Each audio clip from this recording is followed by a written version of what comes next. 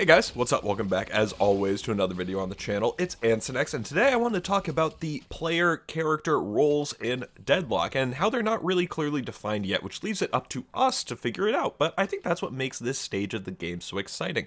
Unless or until the devs step in, we kind of get to define and determine the hero roles. And that said, though, the devs have acknowledged one and only one role, and that's Frontliner, which was only acknowledged once on December 6th of 2024 in the patch notes, where they said the matchmaker will now try to prioritize each team having at least 2 frontliners when it has the option to do so.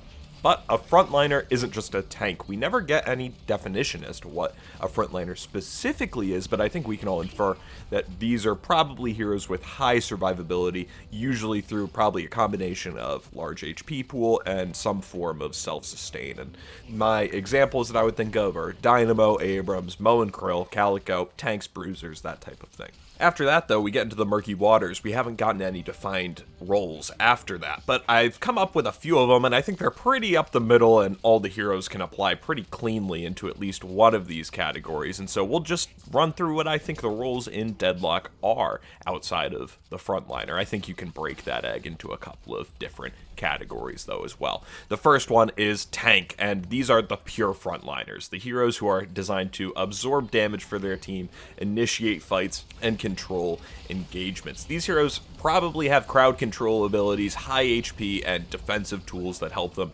engage and survive. They don't deal much damage themselves, but guys, they're essential for enabling their teammates. Abrams, think his ult just comes in, stuns everybody. Moe and Krill, who can knock everybody into the air with the burrow or just hold somebody down with his ult.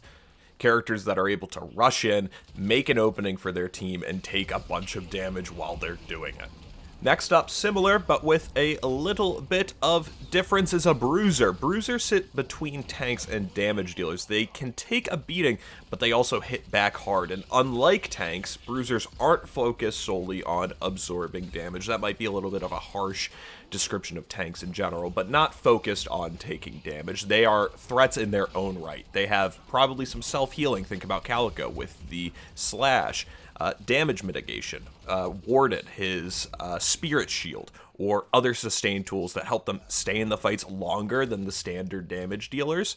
And so, like I mentioned, Warden, Calico, Lash, so that's another one, or Yamato, a character very similar to Calico. These are your bruisers in Deadlock. There are other examples too, guys, and I'm really interested to hear what you've got down in the comments to fill in these roles as well. And if you're just looking for meta breakdowns, community discussions, and tips to get better at Deadlock in general, please be sure to subscribe. It really helps a small channel like me keep these videos coming, guys, and so I would really appreciate it. But to get right back to it, carry or attack damage carry, ADC, is our next one. So ADCs are the primary late game damage dealers. They rely on killing early and farming effectively to scale into major threats as the game progresses. These heroes excel in extended fights, but often start the game weak and need teamwork to reach their full potential. And a good ADC can turn the tide of a fight if left unchecked late game. Sometimes you can see them 1v3, 1v4, 1v5 teams, but they're going to need proper positioning and likely some good teamwork as well. When you're thinking about these, you're thinking about your Hazes, your Vindictas, your Vipers. You remember that first 3 days when they introduced Viper, how brutal it was. Next one up, guys, we got our junglers, and junglers excel at controlling the neutral areas of the map, securing key objectives and punishing enemy overextensions when they're trying to split push your lanes. Unlike ADCs who need space to scale, the junglers are going to be applying pressure in those neutral areas. They're going to be setting up fights and securing vision control for your team to be able to see on the minimap, pinging people of the like. They can also be late game carries if they get enough farm throughout the game.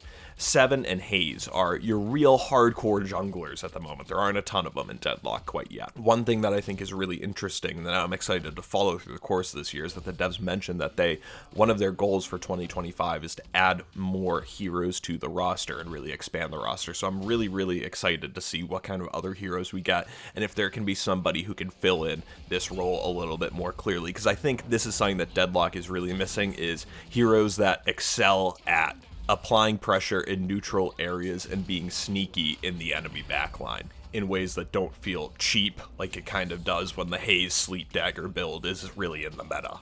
The next one that we got is Roamer or Split Pusher. Either term's applicable here, guys. Roamers specialize in playing away from the main fight, creating pressure in side lanes or quickly taking objectives while the enemy is distracted. These heroes are usually mobile and slippery, allowing them to escape after securing a kill or an objective. An assassin, too, might be how you're hearing people describe this. Wraith, Ivy, Viper, McGinnis, these are your real great split pushers who are going to really excel when there's a fight going on at blue taking purple Walker, things of that regard. Next up, guys, we got supports. Supports enable their teammates through healing, buffs, or crowd control. Unlike other roles, supports aren't meant to carry the fights on their own, but a good support can completely change the outcome of a game by keeping their teammates alive and setting them up for success. Think about how many times a Dynamo has come in and either ruined your team's ability to win a fight or won your team a fight that you were about to lose. It's really vital to have a good support when you do have supports, because they don't have the killing power that other characters may have. And so, guys, my examples for that, we got Dynamo, we got Kelvin, we got Bebop, and we got McGinnis. Obviously, other heroes fill in these categories as well, but those are just some examples to jog your mind on what might be filling in those categories. Bebop, mainly because he doesn't do any healing, right? But think about his hook or his punch. He can easily punch low-health enemies into you. He can hook a low-health enemy from a long way away. My favorite thing recently has been, as I'm playing with my buddy who plays Bebop, he hooks somebody from long away, from like around a corner or something. I can't see who it is yet, but I know something's coming, and then it's like you're fishing. Like you got something on the line. I just can't wait to get it to me. Playing with a good Bebop can just be a good time. And so this is where I'm going to turn it over to you guys. What do you think? Did I miss a role? Do you think some heroes fit better in different spots? Let's figure it out together. Drop your thoughts in the comments below. I am really excited to hear what you guys have to say and to get into some discussion. So I hope you guys have a fantastic day, and I will see you again next weekend. Peace.